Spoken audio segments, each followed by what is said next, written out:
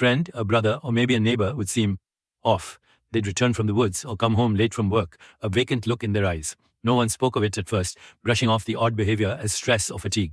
But one by one, they lost themselves to something unseen, something pulling them from the depths of the night. Darren noticed it in his little sister, Lily, one evening. She sat at the dinner table, eyes fixed on her plate, slowly cutting her food into tiny, untouched portions. When their mother asked her if something was wrong, Lily's lips parted into a hollow, unnaturally wide grin. The smile hung there, stretched, as if she'd forgotten how to let it go. It was the first hint Darren had that something was dreadfully wrong. That night, he couldn't sleep.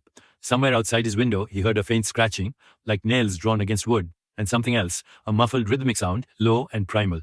It went on for hours, the scrape and the strange pulsing hum. He couldn't ignore it, and eventually he crept to the window. Looking out, he saw Lily, barefoot in her nightgown, standing perfectly still at the edge of their yard. She was gazing up into the darkness beyond their property, her head tilted in a way that made her look like a mannequin. And in the dim glow of the moon, Darren saw them. Eyes. Hundreds of them, all reflecting light from the tree line like tiny glistening marbles. They were too high off the ground, too spaced out to be the eyes of any animal he knew. There was no sound, no movement from the things themselves, only that steady hum and the dreadful rhythmic scraping, as though something massive was pulling its claws through the earth just below the surface. Darren froze, his heart thundering.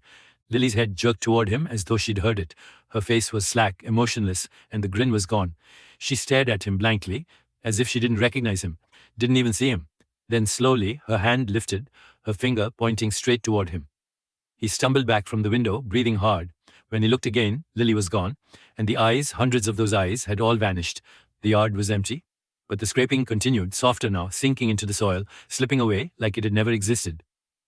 The next morning, Lily acted as though nothing had happened, but she didn't eat. She just stared at her food with that same blank expression, pushing it around her plate. Darren felt bile rise in his throat as he watched her. She was starving herself, yet she didn't seem hungry, not for food, at least.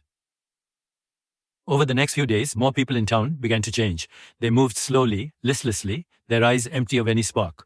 Darren overheard a friend's parents saying they'd found claw marks around their house, deep gouges that ran in patterns no animal could make. Some marks appeared on the doors, scratching in patterns, spiraling inward.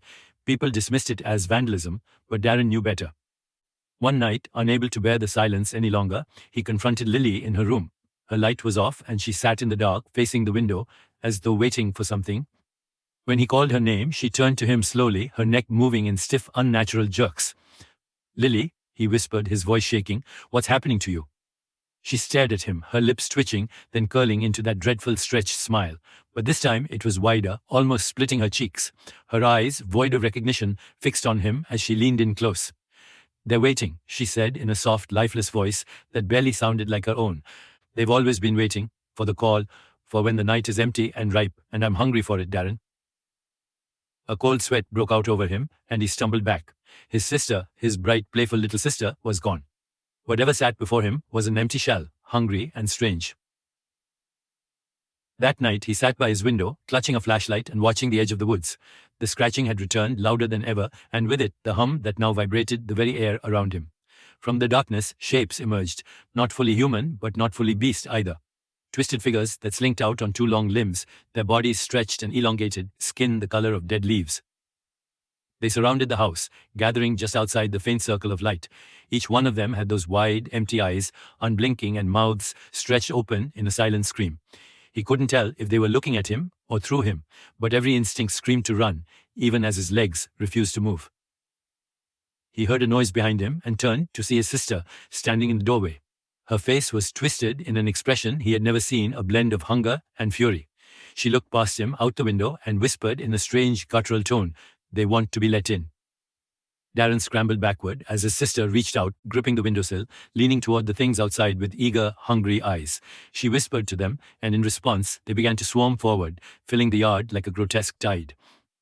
He ran, throwing himself down the stairs, bursting out the front door, but as he reached the end of the driveway, he looked back one last time. In his sister's window, he saw her, her face pressed up against the glass, lips parted in that impossible smile. She was waiting for him, and behind her, dozens of those creatures crawled into the house, pulling themselves up on elongated limbs, their bodies cracking as they twisted through the frames.